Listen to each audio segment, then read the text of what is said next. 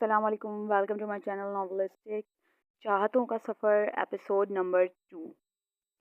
Ramen Sikandar ایک بڑے business man Sikandar Mahmood کی اکلوتی اور لاڈلی بیٹی تھی۔ وہ دکھنے میں انتہائی خوبصورت اور بولڈ تھی، مگر اس کے ساتھ ساتھ حد سے زیادہ گھمنڈی بھی تھی۔ یونیورسٹی میں ملنے جلنے والوں کا ایک بڑا سرکل تھا، لیکن اس کی کچھ سلیکٹڈ دوستیں تھیں جن کا اس کے ساتھ گروپ بنا ہوا تھا۔ جس طرح وہ لڑکیوں میں بہت زیادہ پسند کی جاتی تھی اور بہت مشہور تھی، اسی طرح لڑکوں کی بھی ایک لمبی لائن اس سے بات کرنے کی منتظر رہتی تھی، لیکن وہ کسی کو منہ نہیں لگاتی تھی۔ اس کے نزدیک اس کے پلے کا لڑکا ابھی تک اس دنیا میں اس کو ملا ہی نہیں تھا۔ کچھ قدرتی حسن اور کچھ ماں باپ کا بے جا لاڈ پیار تھا جس نے اس کو اس حد تک پہنچا دیا تھا۔ وہ بات کرتے وقت یہ نہیں دیکھتی تھی کہ اس کے سامنے کون کھڑا ہے، بس جو منہ میں آیا، جس کو چاہا منہ پر سنا دیا۔ وہ اپنی پرسنل گاڑی میں یونیورسٹی آتی جاتی تھی۔ اسٹائلش کپڑے پہننا، میک اپ کرنا، خوب ساری شاپنگ کرنا، گھومنا پھرنا، یہ اس کا پسندیدہ مشغلہ تھا۔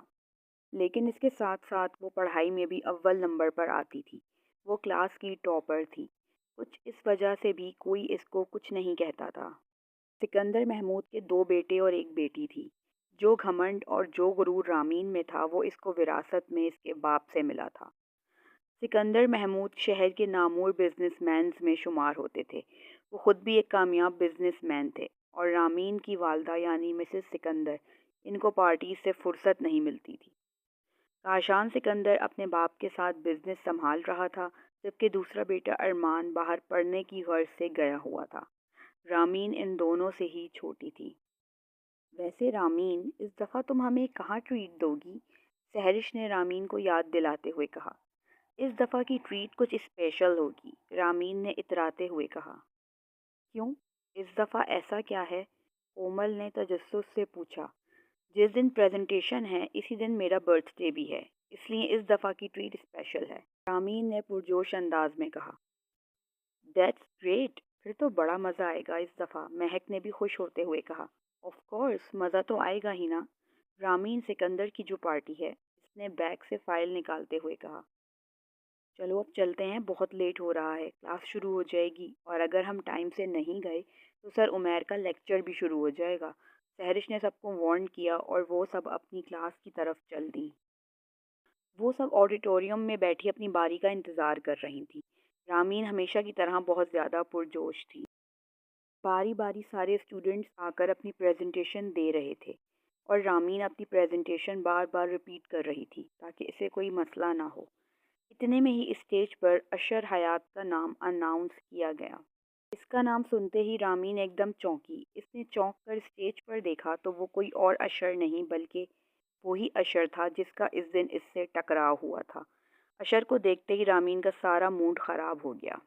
اچھا، تو یہ بھی پریزنٹیشن دیں گے آج، اس نے دل میں سوچا۔ چلو دیکھتے ہیں یہ کون سا کارنامہ انجام دے گا۔ اس نے جب پریزنٹیشن دینی شروع کی، پورے آڈیٹوریم ہال میں سناٹا چھا گیا تھا۔ سب غور سے اس کی پریزنٹیشن کو سن رہے تھے اور حیران ہو رہے تھے۔ اور حیران تو رامین بھی تھی، اسے ایسی پریزنٹیشن کی امید نہیں تھی، لیکن اس نے کسی کے سامنے کچھ شو نہیں کیا۔ جیسے ہی اس کی پریزنٹیشن ختم ہوئی، پورے ہال میں تالیوں کی گونج اٹھی تھی۔ رامین یہ سب دیکھ کر تھوڑی کنفیوز بھی ہو گئی تھی، لیکن اس نے اپنے آپ کو سنبھالا کہ کچھ دیر بعد ہی اس کا نمبر بھی آنے ہی والا تھا۔ کچھ ہی دیر بعد رامین کا نام اناؤنس کیا گیا۔ رامین فل کانفیڈنس کے ساتھ اسٹیج پر گئی اور اپنی پریزنٹیشن سب کے سامنے پیش کی۔ ہمیشہ کی طرح اس کی پریزنٹیشن کو بھی بہت سراہا گیا۔ بالآخر ساری پریزنٹیشنز ختم ہوئیں اور رزلٹ کا ٹائم آیا۔ رزلٹ کا سن کر سب کی دل کی دھڑکن تیز ہو گئی تھی۔ اگلی قسط جلد۔ Thanks for watching.